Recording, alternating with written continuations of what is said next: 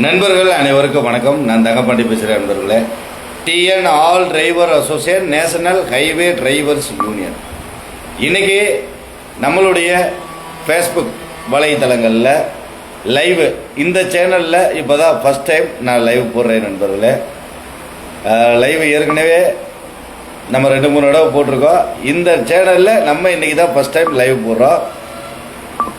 சந்தோஷம். இன்னைக்கு என்ன தகவல் அப்படின்னு பார்த்தீங்கன்னா, முழுக்க நாளைக்கு ஜூலை 1 ஓட்டுநர்கள் தினம், டிரைவர்ஸ் டே.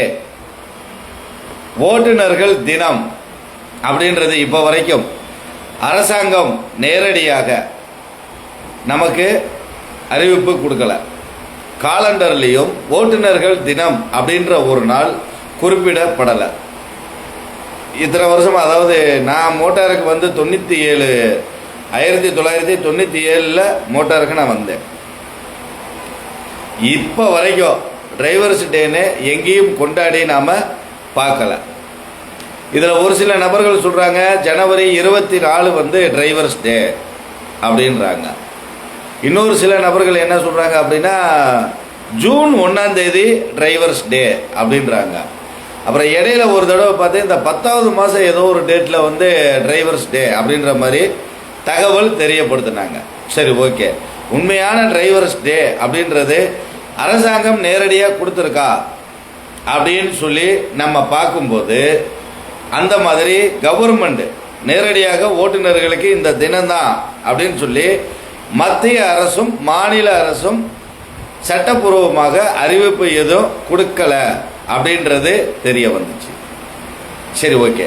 அப்போ இந்த ஜனவரி 24, இந்த ஜூன் 1, இந்த மற்ற டேட்லாம் சொல்கிறாங்களே, இது யார் கொண்டு வந்தாங்க, எதுக்காக இந்த தினங்கள் வந்துச்சு அப்படின்னு சொல்லி அந்த தினத்தை நம்ம மோட்டார் வாகன சட்டத்தோட ஒப்பிட்டு பார்க்கும்போது அந்த புத்தகங்களில் இந்த தினங்களுக்கும் டிரைவர்ஸுக்கும் மோட்டாருக்கும் ஏதாவது சம்பந்தம் இருக்கா அப்படின்றத நாம் ஒப்பிட்டு பார்ப்போம் அப்படின்னு சொல்லி நாம் பார்க்கும்போது அந்த தினங்களுக்கும் மோட்டாருக்கும் டிரைவர்ஸுக்கும் சம்பந்தமே இல்லாத டேட்டா இருக்கு.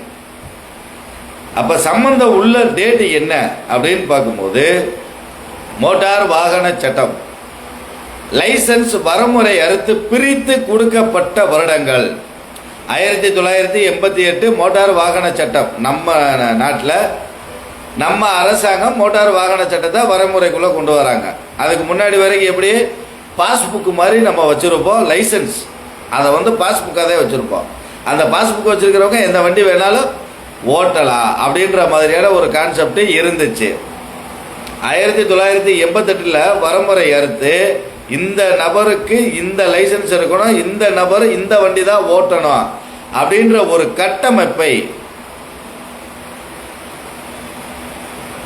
கட்டமைப்பை நம்ம அரசாங்கம் கொண்டு வர்றாங்க. அப்படி கொண்டு வரும்போது உருவானதுதான் நம்மளுடைய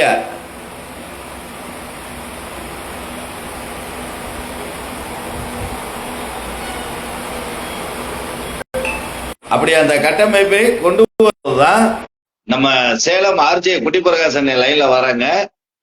அவருக்கு எப்படி நம்ம கனெக்ட் கொடுக்கறதுன்னு தெரியல. அதைத்தான் இப்ப பார்த்துட்டு இருக்கேன். ஒரே ஒரு செகண்டு.